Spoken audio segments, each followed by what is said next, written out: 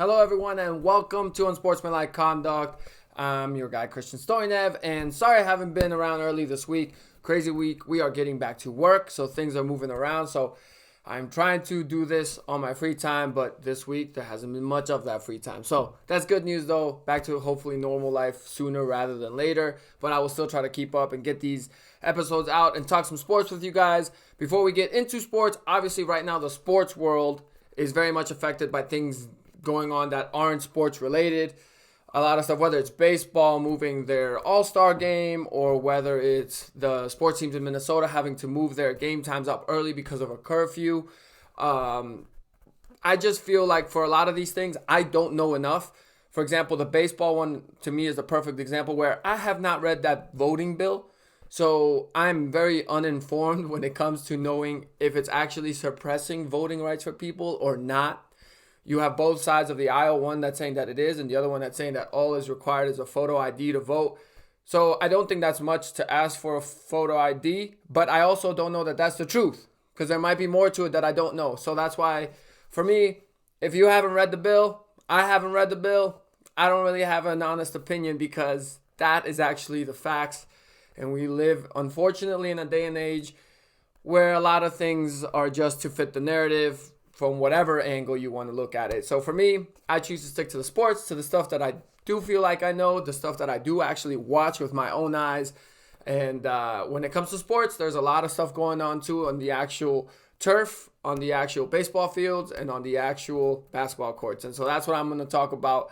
Like I said, that's just me. And the first thing I want to talk about is obviously the NBA. A huge blow to the Denver Nuggets this past week. Jamal Murray gets hurt. Right away, you could tell it was pretty serious, and it's a torn ACL. So you got to feel bad for Jamal Murray. This guy is a superstar. He's been playing great ball for the Nuggets. I mean, in the bubble, he played great, and he has transferred that over into this season. And you could tell that that team, since the Aaron Gordon trade, had been getting better and better and better. And so at this point, it's kind of hard to think of them as contenders without Jamal Murray. Like, they have a lot of other players there. Jokic, obviously, Aaron Gordon, like I mentioned, Michael Porter Jr., who could make plays, but Jamal Murray drove that train. He was the point guard, even though Jokic does a lot of the passing, but that Murray-Jokic, that's the 1-2 punch. And so I think that's a huge blow for them. I definitely, right now in the standings, they're holding on to that 4 seed. And they might still very well hold on to that 4 seed. But now if they play the Lakers, I just got to give the Lakers the advantage for sure. And, in the past, with Murray, there was that hope that they could make some noise. And so I think that's huge for the Nuggets. Unfortunate. I love Jamal Murray. I think he's been playing some great ball. So that's a big hit there. In the Eastern Conference, I wanted to take a look because Philly is holding on to that 1 seed, and they play Brooklyn tonight. And so I know it's a regular season game, but to be honest, this is pretty critical because when you look at the standings, the winner of this, if they can then go on and hold on to that number 1 seed, would give themselves such an easier path to the finals. Right now, Philly's slated at number 1, but obviously that could change. But let's say they stay this way, they're number 1 and Brooklyn's number 2. Philly would have to play the 8th seed that comes out of the play-in tournament, and we'll talk about the play-in tournament in a minute. And then their next matchup would be against either the 4 or the 5 seed, which is the Hawks and the Celtics right now. Now, the Celtics have been playing some really good ball lately. They've won 4 in a row, road games. Tatum's on another level right now. But I would much rather be in that bracket than having to play whoever, again, the 7th seed is in the play-in tournament, and then have to take on either the Miami Heat or the Milwaukee Bucks.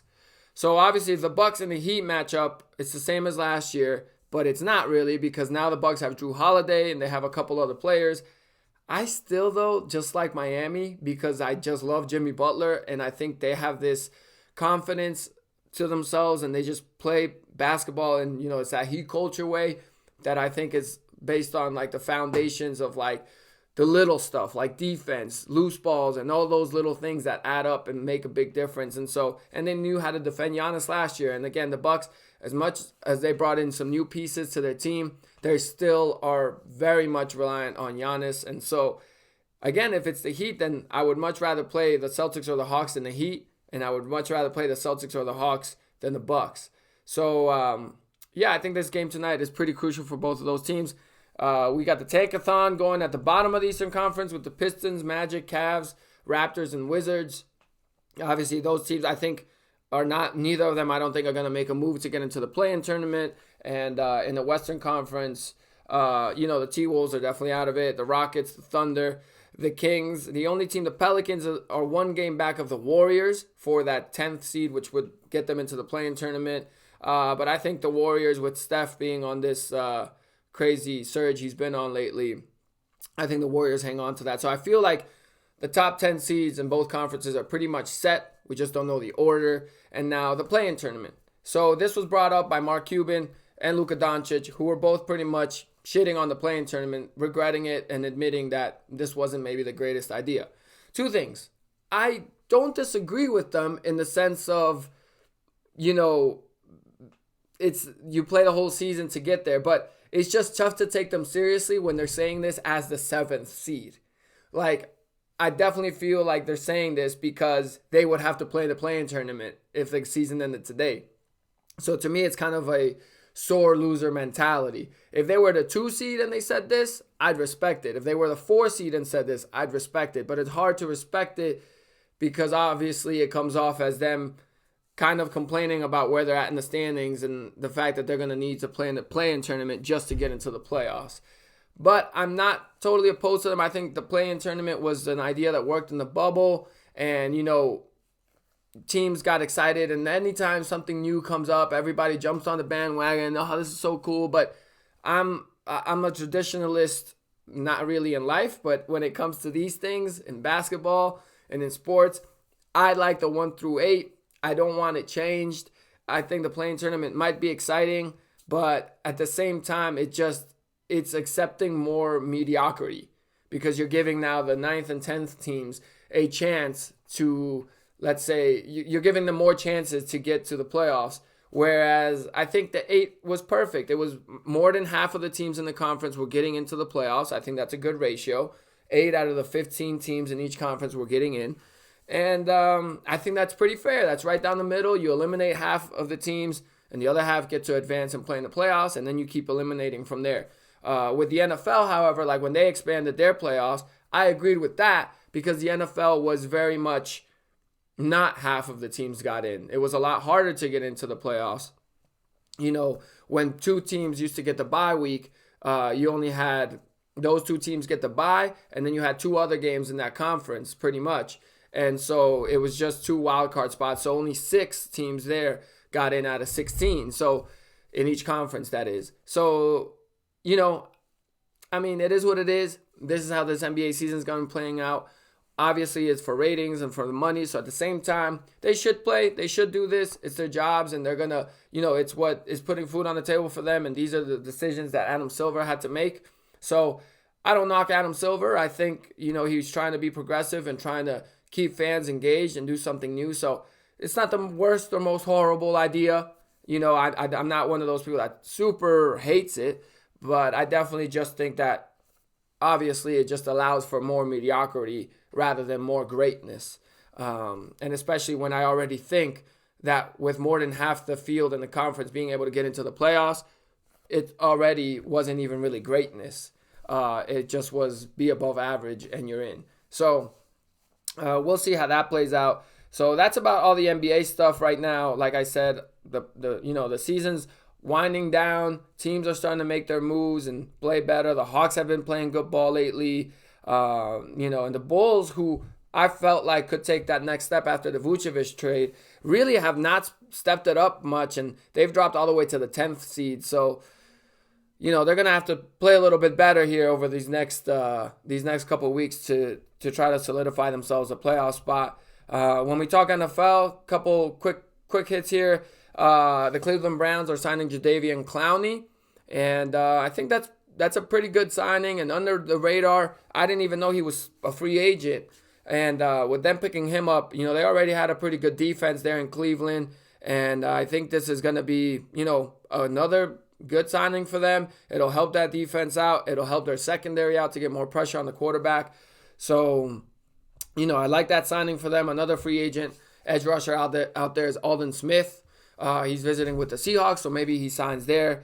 And yeah, everything else is just about the NFL draft coming up.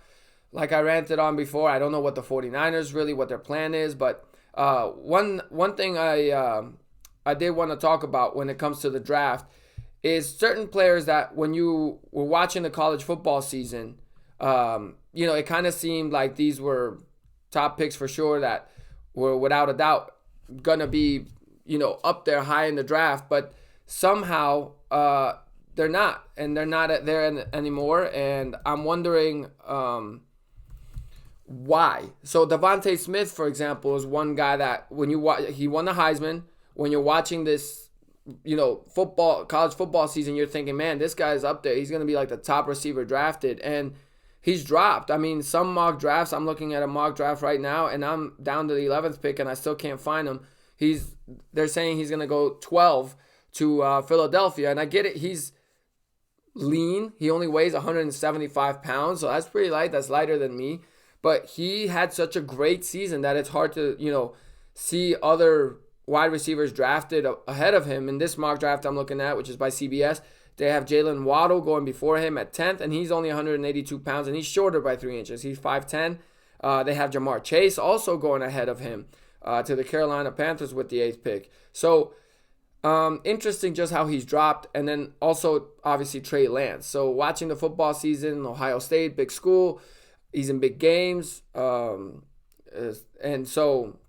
Sorry, I'm thinking of Justin Fields. That's what I meant to say. I just read the name Trey Lance. But Justin Fields is someone that when you watch the college football season, it just seemed like it was Trevor Lawrence and Justin Fields. And now all of a sudden, Mac Jones is looked at as higher than him. Trey Lance in this mock draft is going 4 with a potential trade from the Patriots to get up to the 4th pick to draft Trey Lance. So, and in this mock draft, like I said, Justin Fields is supposed to go 7 to the Broncos. So interesting for me that Justin Fields has dropped this much, and Devontae Smith. And, everyone has been talking about the Justin Fields situation, but no one has really talked about the Devontae Smith, kind of drop in the draft. And I'm just interested by that. And I'm very, very curious because I don't really know why that happened. The dude won the Heisman. He played on Alabama. And, and if somebody's going to knock the fact that he played on Alabama, and in Alabama, there's so many pro-style football players there. So it's, you have like NFL caliber players playing with you. So, of course, your stats are going to be inflated. That's not applying to Mac Jones. So I'm just confused. So we will see. The draft, obviously, is not too far away from now. Got a couple more weeks, less than a couple weeks. So we will see what happens. I will be back and try to have a guest on and talk more sports with you guys over the next couple days. But, thanks for watching. Subscribe and leave any comments and any thoughts that you may have, whether it's sports related or wherever else it may be related. I will read them, and I will do my best to obviously talk about them and get at you as well. So thank you guys. Subscribe, and I'll be back with another episode, hopefully later on this week. Thanks.